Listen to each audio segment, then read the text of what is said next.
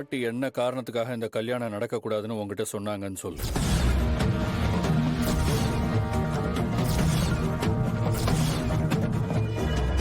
மித்ரா, என்ன காரியம் நீ பண்ணி வச்சிருக்க? நீ இப்படி பண்ணுவ நான் கொஞ்சம் கூட எதிர்பார்க்கவே இல்ல.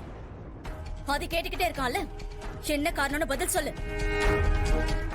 நான் உன்னை ரொம்ப நல்ல பொண்ணு நினைச்சுக்கிட்டு இருந்தேன்.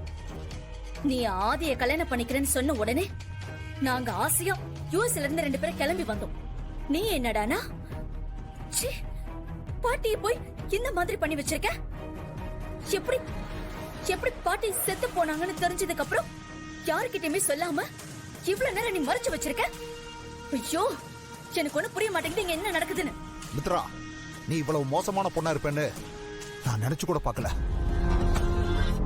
நீ ஆதிய கல்யாணம் பண்ணிக்கணும்னு ஆசைப்பட்டப்போ ஆதிக்கு ஒரு நல்ல வாழ்க்கை துணை கிடைச்சிருச்சுன்னு நான் ரொம்ப சந்தோஷப்பட்டேன்.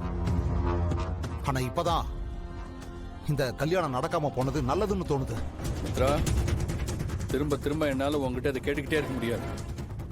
எதனால உனக்கும் பாட்டிக்கும் சண்டை வந்துச்சு? பாட்டிக்கு எதனால இந்த கல்யாணம் பிடிக்கல? இந்த கல்யாணத்தை நடத்தியே தீர்வேன்னு பாட்டி சொன்னாங்கல்ல.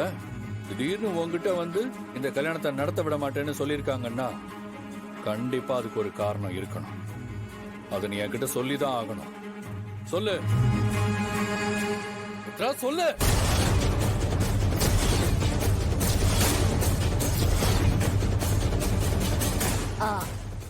ஆதி, பாரதி சொன்ன மாதிரி மித்ராவோட உண்மை முகம் பாட்டிக்கு தெரிஞ்சிருக்கும். அதனாலதான் பாட்டி கல்யாணத்தை நிறுத்தணும்னு மித்ரா கிட்ட சொல்லிருக்காங்க.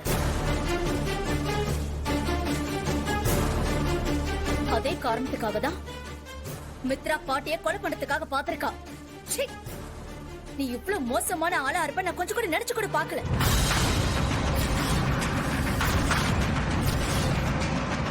அதே மித்ரா மோசமானவன் எல்லாருக்கும் தெரிஞ்சு போயிடுச்சு. அது அப்படியே இருந்துட்டு போட்டோம். ஆனா என்ன காரணத்துக்காக நீங்க பாரதியோட கழுத்துல தாலி கட்டினீங்க?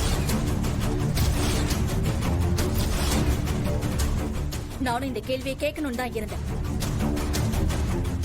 மித்ராவை பத்தி இத்தனை விஷயம் நம்மளுக்கு தெரிஞ்சிருச்சு.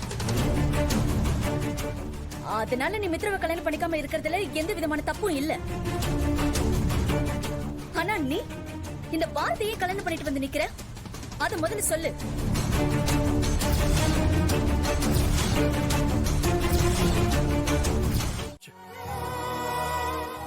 மித்ரா தப்பான பொண்ணு, அவளை நீங்க கல்யாணம் பண்ணிக்க கூடாதுன்னு எல்லாரும் முன்னாடியும் சொல்ல முடிஞ்ச உங்களால நீங்க தான் என்னோட மனைவின்னு ஏன் பாரதி என்கிட்ட நேரடியா சொல்ல முடியல? முகத்தை பார்த்து என் கண்ணை பார்த்து ஏன் உங்களால சொல்ல முடியல?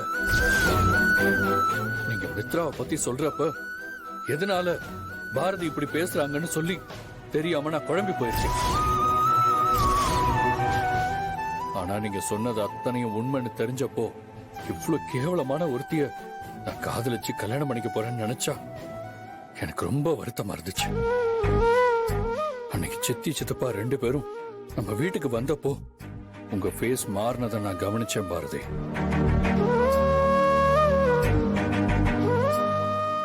அது மட்டும் இல்ல, சித்திக்கும் சித்தப்பாக்கும் நீங்க யாருன்னு தெரியும். அவங்களும் உங்களை தெரிஞ்ச மாதிரி காட்டிக்கவே இல்லை. அது மட்டும் ஏன்னு எனக்கு சத்தியமா புரியல. அப்போ பாரதி தான் என்னோட மனைவின்ற விஷயம் எனக்கு மறந்து போச்சு. சரி, எல்லாமே தெரிஞ்ச என் சித்தியும் சித்தப்பாவும் பாரதிய தெரியாத மாதிரி காட்டிக்கிட்டாங்கல்ல, அதுக்கு அர்த்தம் என்னன்னு தான் எனக்கு புரியவே இல்லை. சோ கண்டிப்பா இதுக்கு பின்னாடி ஏதோ ஒரு பெரிய விஷயம் இருக்குன்னு மட்டும் என்னால உறுதியா நம்ப முடிஞ்சது. ஆதி, ஆதி வந்து நான் என்ன வேணாம் சித்தி, நீங்க எதுவும் சொல்ல வேண்டாம். இப்ப பாரதியே ஏன் எதுக்குன்றத அவங்க வாயாலே சொல்லுவாங்க.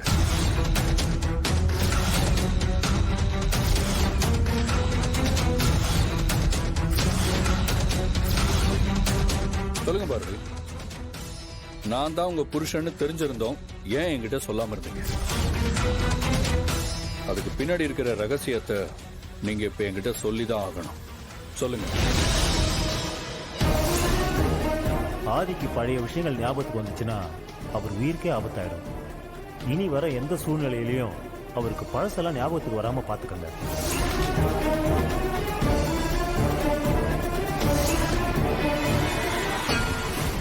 என்னோட நிலைமை யாருக்குமே வரக்கூடாது பாரதி. கண்ண பொண்டாட்டி கண்ணு முன்னாடி இருக்கிறப்போ யாரோ மாதிரி இவ்வளவு நாள் நான் வாழ்ந்துகிட்டு இருக்கேன்.